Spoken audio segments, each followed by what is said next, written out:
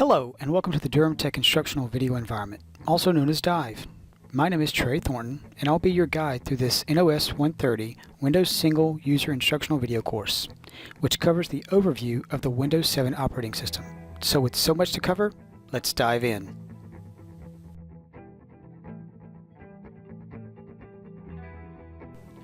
Okay, let's begin by going through the expected learning outcomes for this instructional video course.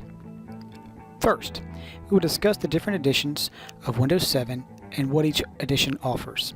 Next, we will explore some of the new features in Windows 7 and how to use them. And lastly, we'll review some of the new applications in Windows 7 and show how they were useful. So if you're ready, let's dive in. Compared to Windows Vista, and even more so to Windows XP, Windows 7 has a great many improvements. The user interface has been modified, and Windows 7 also includes a number of new and enhanced features and applications. You might have experience with Windows Vista, or you might be coming from Windows XP. For XP users, Windows 7 requires more of an adjustment, but even those familiar with Windows Vista will find a lot that is new in Windows 7.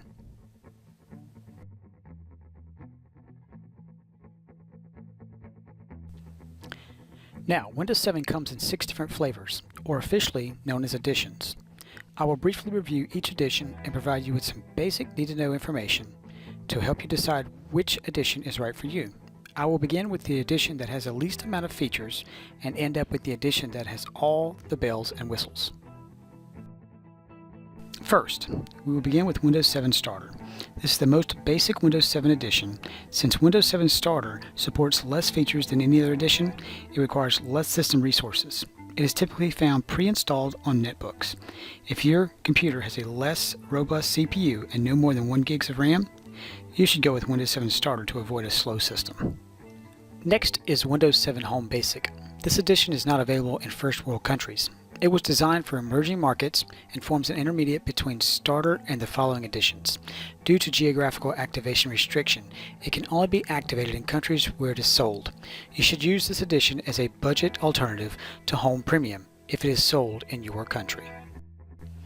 Next is Windows 7 Home Premium. This is the standard edition of Windows 7. It was specifically outfitted to satisfy home users. Home Premium provides all the functionality required on a daily basis. It puts minor limits on networking and lacks backup and security features, which can however be complemented by additional software. There is no need to spend extra cash on one of the following editions unless you must have one of its additional features. Now, the first 3 versions of Windows 7 that were previously discussed are catered more to the everyday home user. But the next 3 versions that I will cover were developed more for the business environment. Let's take a look at them. First is Windows 7 Professional. The Professional Edition was designed to be used in a work environment. Its additional features compared to Home Premium are not typically required in a home environment. You should invest in Windows 7 Professional if you frequently work from your laptop in different locations, use your computer to give presentations, or need to manage multiple computers on a network. Next is Windows 7 Enterprise. The Enterprise Edition is not available to home users. It is exclusively sold to companies that have a volume licensing contract with Microsoft. The additional features of Enterprise compared to Professional are relevant for computers running in a corporate environment. They can decrease the freedom each user has, while on the other hand making it easier to work from anywhere in the world. And lastly is Windows 7 Ultimate. Windows 7 Ultimate has all the same features of the Enterprise Edition with no additional benefits. The difference is that individual licenses are now available to home users, although there are probably not very many home users that would benefit from this edition. So, now that you are familiar with all the Windows 7 editions, you can make a better decision on which edition is right for you.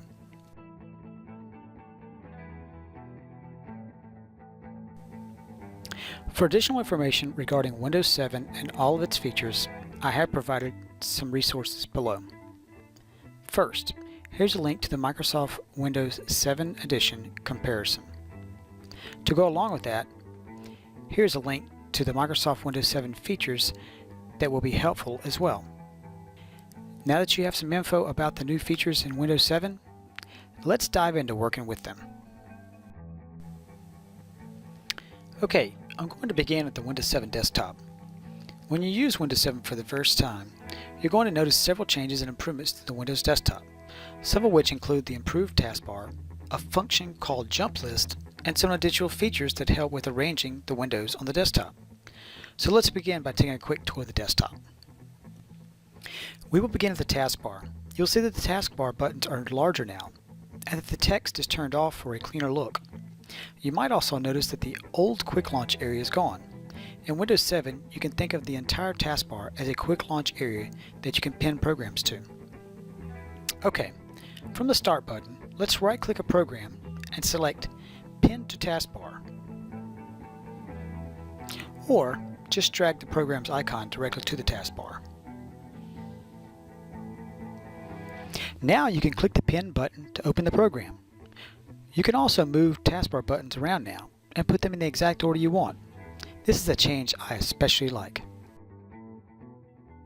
Now, to get to your files, you might be looking for the old My Recent Documents or Recent Items list on the Start menu. There's something better now. They're called Jump List.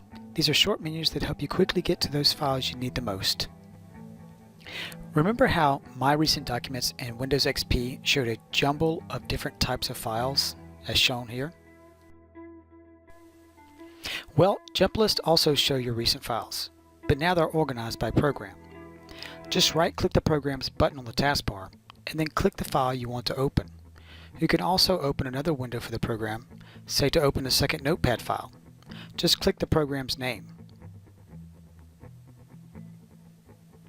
And when you're done with the program, you can right-click the button again and close all windows. You'll find Jump List over here at the Start menu too, for the program that you've pinned. Up here at the top, and for programs you've used recently. And know that Jump Lists aren't just for files either. You can also open folders from the Windows Explorer button, and even go to websites from your web browser button. Now, you've seen how Jump Lists are an easy way to open your files. Another improvement lets you take quick peeks at those open files. This can help you find the ones you're looking for more easily, especially when you have many files open at once. So, take a look here. I don't even remember all the files I have open, but I can point to a program on the taskbar, and now I see previews of all the files I have open for that program. If you want a closer look, point to one of the previews and get a quick peek at the file, even if it's buried under other windows. And you can click the preview to bring the window to the front. Now, to get a quick peek at the desktop, you still want to use the Show Desktop button, but now it's over here in the bottom right hand corner.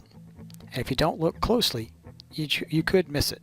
Just hover over the button and notice how all the windows go transparent. And then move your mouse away and they reappear. You can still click the button as well to minimize all the windows, and then click it again to bring them all back. The taskbar and Jump List are among the most noticeable changes, but I want to show you some less obvious improvements. They're kind of fun, and as you'll see, useful ways to arrange the open files and folders on your desktop. When you drag open windows to the edge of the desktop, you'll notice something that's a bit surprising at first. They snap into place. Try dragging a window to one side or the other. As soon as your mouse cursor touches the side of the desktop, the window snaps to half screen. This is great for comparing two files side by side or for moving files between two folders. Now, you can snap long documents or email messages vertically to make them easier to read. Just resize the window towards the top or towards the bottom of the desktop.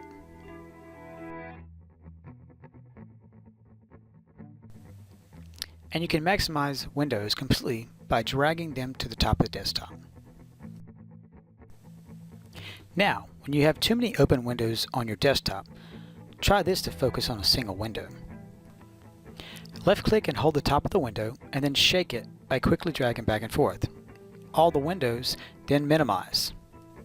Shake it again, and all the windows pop back up. Now, I want to show you a couple of new programs that are pretty useful and convenient. First, these little things here on my desktop are gadgets. They're a fun and convenient way to get information, like weather updates or headline news. Windows Vista users will notice that there's no sidebar any longer. Now you can put gadgets anywhere, but they're not on by default. To configure a gadget, right-click the desktop and select Gadgets from the menu, and then drag any of the gadgets to the desktop. The last tool that I want to show you is the snipping tool, which is a program that you can use to take a picture or screenshot of anything on your desktop, like a web page or part of a document.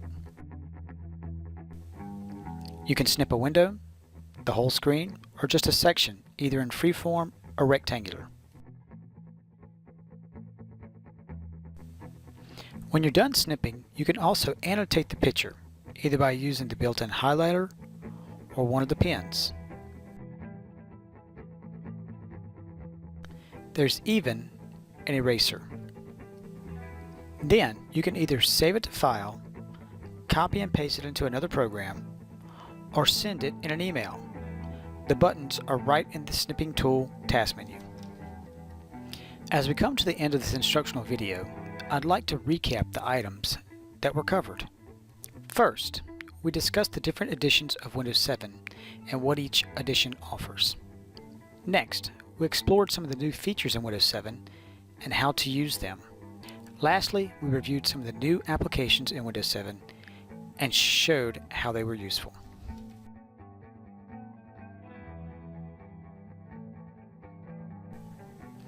This concludes the NOS-130 Windows Single User Instructional Video course, which covered the overview of the Windows 7 operating system. Thank you for taking the time to watch this video, and I hope you've enjoyed it.